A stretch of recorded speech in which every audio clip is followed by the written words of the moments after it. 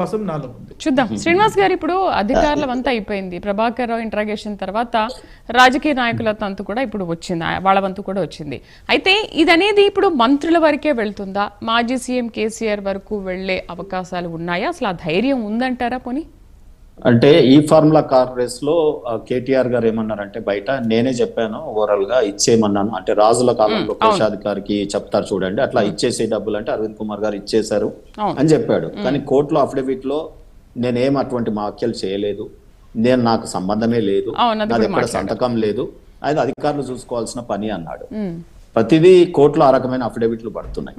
So మరి ఈయన జాగ్రత్తగా ఇప్పుడు ఈ ఫోన్ ట్యాపింగ్ కేసులో కూడా ఎవరి ఇన్స్ట్రక్షన్స్ తో జరిగినాయి ఇవన్నీ అని చెప్తా ఉంటే, మరి మహేందర్ రెడ్డి గారి పేరు, ఆయన పాత సిఎస్ పేరు, ఇవన్నీ చెప్తా ఉన్నారు.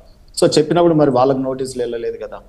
Only political mileage, political statement, political stunts జరుగుతూ ఉన్నాయి. ఇది రాజకీయ పరమైన పార్టీ టెంట్ల కింద స్టంట్లు చేస్తా ఉన్నారు తప్ప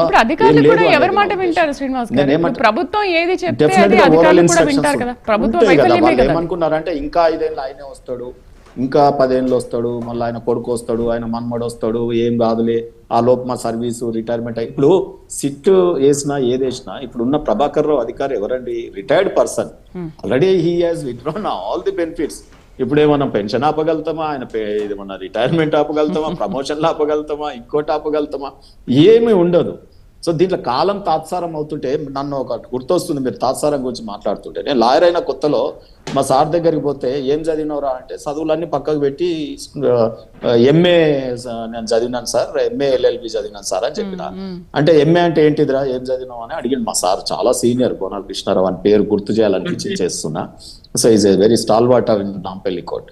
సో అయితే ఆయన అడగగానే నేను అన్నాను, మా మాస్టర్ ఇన్ ఆర్ట్స్ అండి, ఇది సోషాలజీ చదివాను అని చెప్పాను. మళ్ళీ ఒకసారి నువ్వు లాయర్ అయినాక మాస్టర్ ఇన్ ఆర్ట్స్ అనొద్దు, మాస్టర్ ఇన్ అడ్జర్న్మెంట్స్ అనాలి అని. మాస్టర్ ఇన్ అడ్జర్న్మెంట్స్ అంటే కోర్టులో ఎన్ని వాయిదాలు తీసుకుంటే అంత కేసు గెలుస్తాం అనేది వారి ఉద్దేశం. సో చూడండి ఏ రకంగా పర్సెప్షన్స్ ఉంటాయి అనేది. అంటే ఈ రోజు వాయిదాలు చేస్తే ఏమైతాయి? ఎవిడెన్సెస్ ట్యాంపర్ అవుతాయి, ఎవిడెన్స్ ఇచ్చే వాళ్ళు చనిపోతారు, హెల్త్లు ఇది అవుతుంది, అనేక రకాలైనటువంటి జరుగుతాయి. సో అవి జరగకుండా నిజంగా చిత్తశుద్ధి ఉంటే the time is more essence of this all the. ఈ క్రైమ్ ఎట్లా ఉంటుంది మేడం, టైం అనేది మెయిన్, కాలచక్రం అనేది మెయిన్ ఇంపార్టెంట్.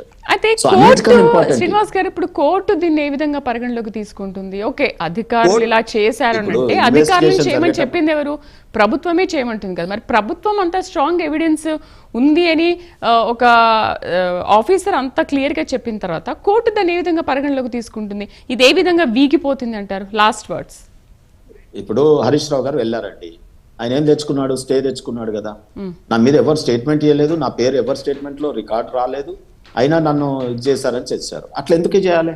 అట్లా తెచ్చుకుంటే ఎందుకు చేయాలి? సో డెఫినెట్ గా ప్రైమా ఫేసి ఉన్నప్పుడు కేసుని ఎంత బాగా కన్స్ట్రక్ట్ చేయొచ్చు అసలు. దీంట్లో మీకు ఉదాహరణ చెప్తాను నేను. ఇప్పుడు ఆ జ్యువెలరీ దగ్గర వసూలు చేసినారన్నారు, వాళ్ళు ఏదన్నా స్టేట్మెంట్ ఇచ్చి మా డబ్బులు వీళ్ళు బెదిరించి ఎక్స్టార్షన్ చేశారని చెప్తే సరిపోతుంది కదా.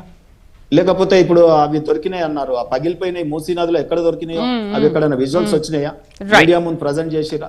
సో అనేకం ఉన్నాయి. నేనేమంటానంటే దీంట్లో వీళ్ళిద్దరు కూడా రేవంత్ రెడ్డి, కేసీఆర్ గారి ఇది నాటకం. మా బండి సంజయ్ గారు చాలా చక్కగా చెప్పినారు, అనేక సీరియల్స్ అయిపోతున్నాయి మేడం, స్టార్ట్ అయినాయి కూడా. ఈ కేసు స్టార్ట్ అయినప్పుడు వచ్చిన సీరియల్స్ అన్ని ముగింపు పలికినాయి. సీరియల్స్ ఎట్లుంటాయి, 5 నిమిషాలు వస్తుంది, తర్వాత రేపు టెన్షన్ గా చూడాలి లేడీస్, మళ్ళీ అదే సీరియల్ కి అతకపోతారు. సో అట్లా ఈయన Revanth Reddy better script writer, ఒక సీరియల్ డైరెక్షన్ చేస్తే బాగుంటదేమో కేసీఆర్ కుటుంబం మీద, స్టోరీ కూడా బాగా అబ్బుతుంది. రైట్. చర్చలో పాల్గొన్నందుకు నిమాన్ గారికి, అలాగే తాడూరి శ్రీనివాస్ గారికి థ్యాంక్ యూ అండి. సో అధికారుల వంత అయిపోయింది, ఇప్పుడు రాజకీయ నాయకుల వంత వచ్చింది. మరి నిజంగా మిగతా కేసుల్లాగే దీంట్లో కూడా తాత్సారం కాలయాపన జరుగుతుందా, లేదంటే ప్రభుత్వం దీన్ని సీరియస్గా తీసుకుంటుందా? మరి కొద్ది రోజులు